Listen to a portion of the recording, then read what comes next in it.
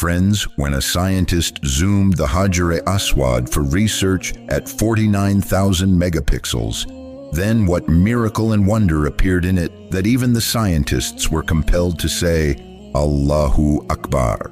Friends, this is the same stone which Prophet Adam, peace be upon him, brought from paradise. This was not an ordinary stone. It stored the recognition and memory of the one who touched it.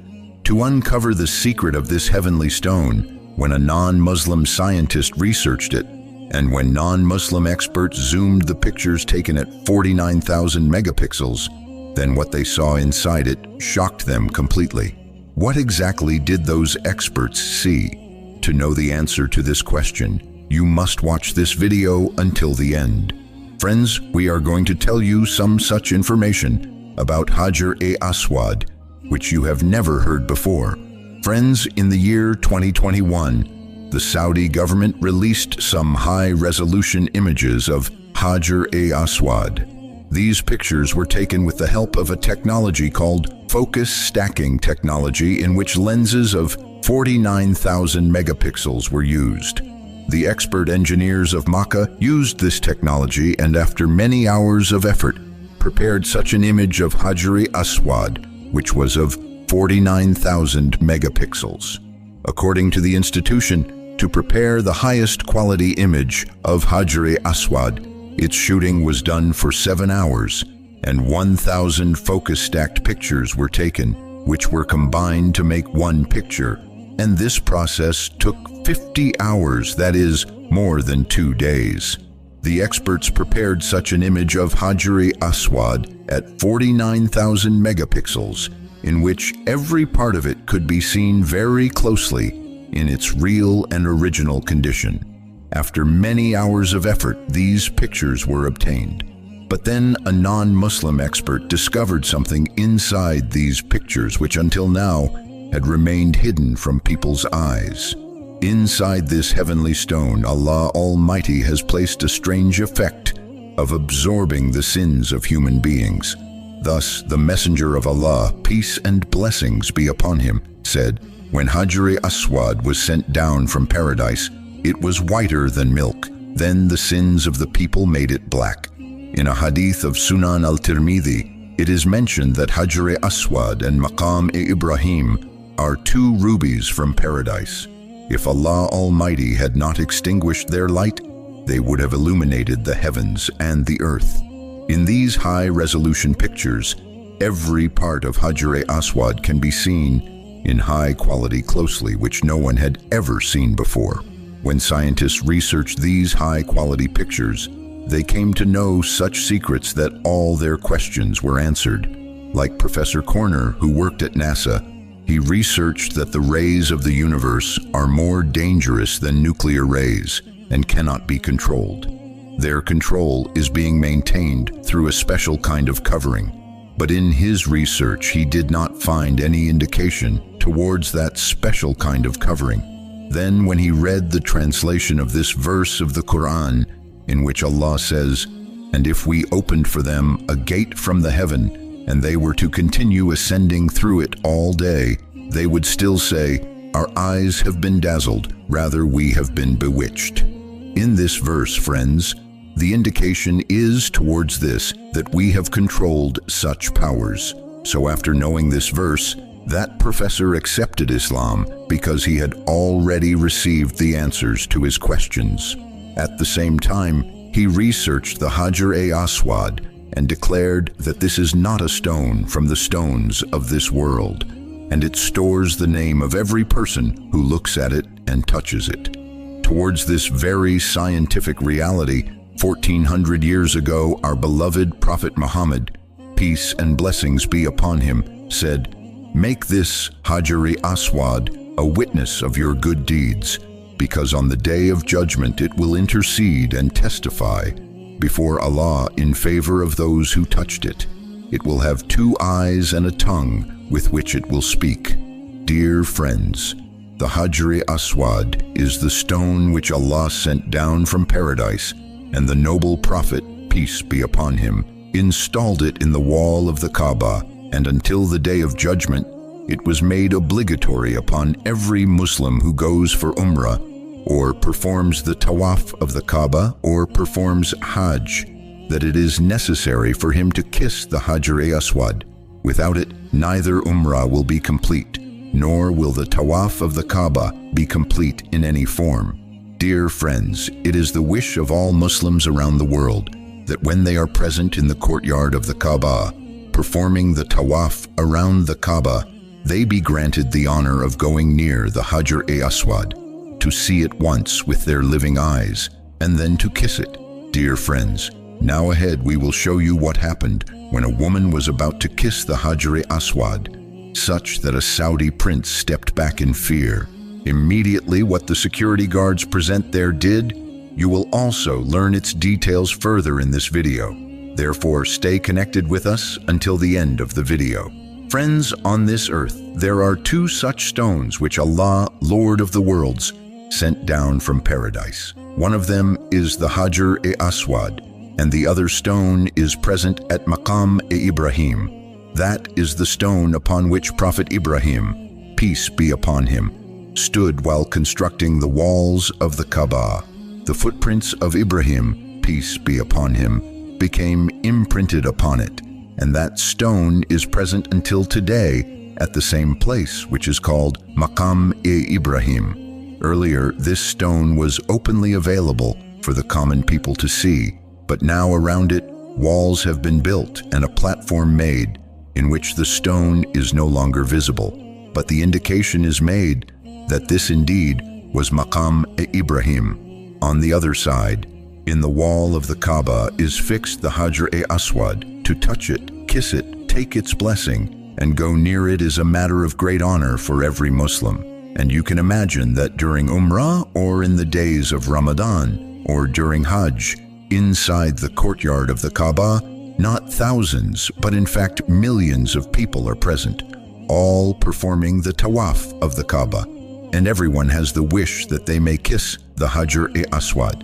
So it creates an extremely difficult situation, to the extent that there is even the fear that if a stampede occurs there, or if such a situation arises, then news of the death of pilgrims could also emerge, and a very serious condition could occur.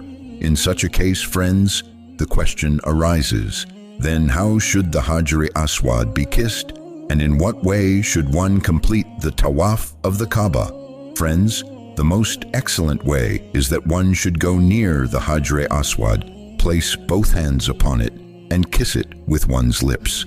And those people who are granted this honor say that there is a natural attraction within this stone itself which pulls the person standing before it towards itself to kiss it. But today, you will also be told about those methods by which the Hajr-e-Aswad can be kissed, and in which no such situation arises that could endanger life. But friends, first let us tell you about that woman who was an Arab woman, very elderly.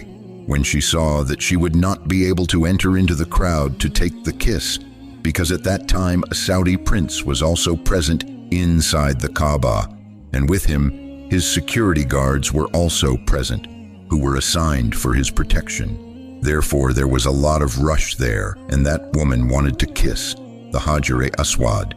She feared that if she entered the crowd, she might get seriously injured and could even fall. So that woman decided to settle upon the other method, told by the scholars, that is, kissing through gesture with the hand. And the noble Prophet, peace be upon him, also endorsed this method, that kissing the Hajr-e-Aswad through the gesture of the hand is also permissible in the situation when there is a very severe rush and a large crowd.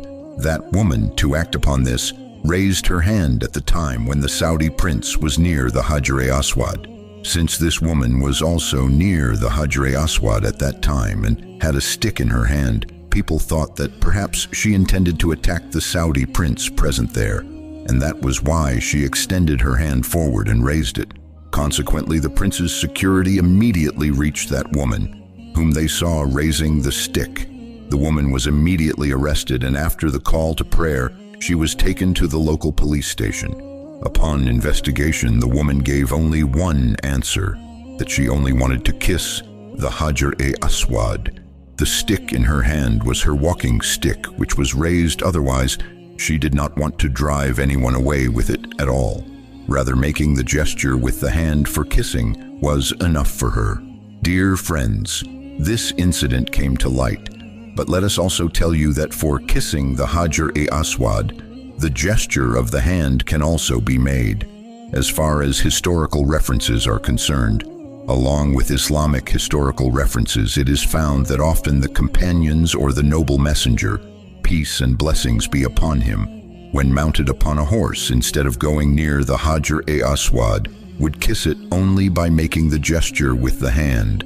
The scholars also explain that when the hand is raised, it should be the right hand, and when one comes in front of the Hajr-e-Aswad and points towards it, then it will be considered as if the Hajr-e-Aswad has been kissed.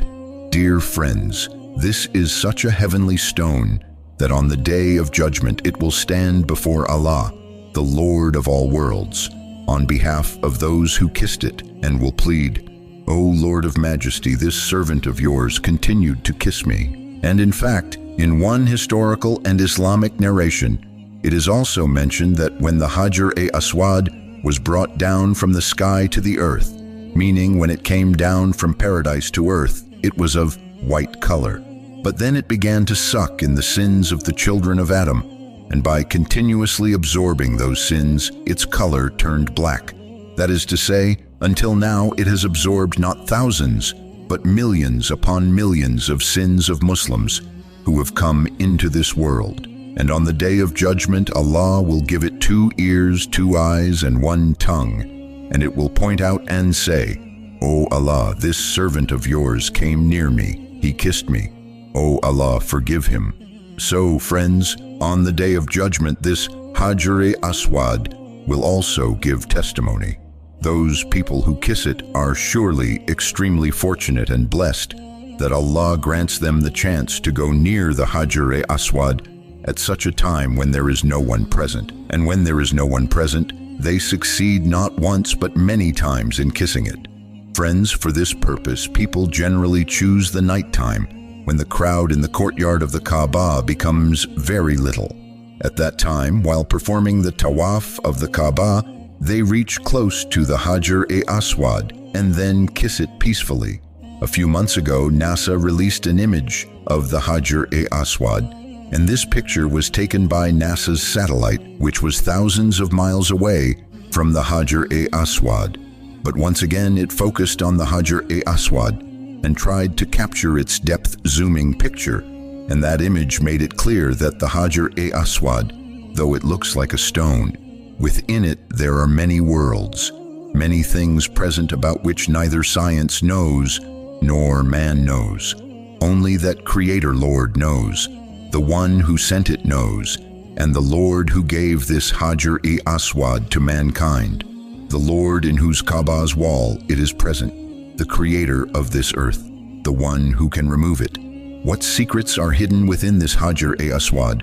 Only Allah and His beloved Prophet Muhammad, peace and blessings be upon him and his family, know. Friends, once in Masjid an-Nabawi, the Messenger of Allah Muhammad, peace and blessings be upon him, was sitting with some of his companions. May Allah be pleased with them. Then he saw that a man came running into Masjid an-Nabawi, and in his hand there was some object made of iron. He went to one corner of the mosque and started striking rapidly. That is, he began to damage the mosque. Seeing this, the companions, may Allah be pleased with them, became very angry and rushed to catch that man and began to beat him. When the Messenger of Allah, Prophet Muhammad, peace and blessings be upon him, saw this incident, he said to his companions, "May Allah be pleased with them. O my companions, stop, do not beat him." After that, the companions stopped, and they caught him and brought him to the presence of the Prophet, peace be upon him. Friends, after this, the Messenger of Allah Muhammad, peace be upon him, said to that man with great humility and respect, "O man, this is a mosque, this is the house of Allah, and the being of Allah is most pure. This is the house of Allah, so this house too is most pure. From today onwards, never commit such an impure act in Masjid an-Nabawi or in any mosque, and do not behave with such disrespect. That is to say, friends, the Messenger of Allah Muhammad, peace be upon him, advised and guided that man in a very beautiful manner.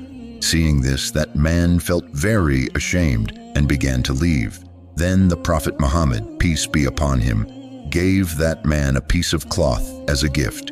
After that, when the man began to leave, the Prophet, peace be upon him, saw that he was walking on foot. So he was called again and was gifted a ride so that he could reach his home more easily. Friends, that man was extremely influenced by the Messenger of Allah Muhammad, peace be upon him, and began to think, I caused so much damage to his mosque, yet he neither said any harsh word to me, nor did he curse me, nor did he allow anyone to beat me. And not only that, but he even gave me a piece of cloth as a gift, and also gifted me a ride.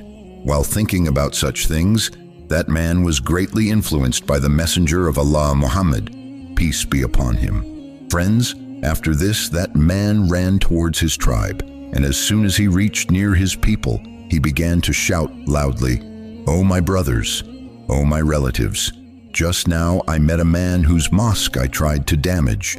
I vandalized his mosque. They even caught me. Yet he did not say anything to me. He did not curse me, nor did he let me be beaten. And not only this, he even gave me a cloth as a gift, and also gave me a ride as a gift. I have never seen such a human being in my life." Friends, when his tribe heard this, they too became deeply impressed by the Messenger of Allah Muhammad, peace be upon him, and began to say, "O man, who is he, and where can we meet him? The one who has such noble character, that even upon your great disrespect, he did not say anything to you, rather gave you a cloth and a ride as a gift." Friends, after this, the entire tribe of that man set out to meet Prophet Muhammad, peace be upon him. When those people reached the courtyard of Masjid an-Nabawi, it is said that such a large tribe came that the entire courtyard of the mosque was filled.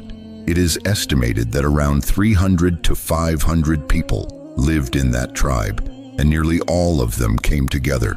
All those people, seeing the noble character of Prophet Muhammad, peace be upon him, accepted faith, and all of them together recited La ilaha illallah Muhammadur Rasulullah and became Muslims. Friends, today some people say that Islam is a religion spread by the sword, and that even today people are being forced to accept Islam. Such people should remember that Islam did not spread by the sword, rather it spread through the noble character of the Messenger of Allah Muhammad, peace be upon him. And it is through this love and compassion that Islam continues to spread in the world today. So friends, that is all for today's video. We will meet you in the next video. Until then, Allah Hafiz.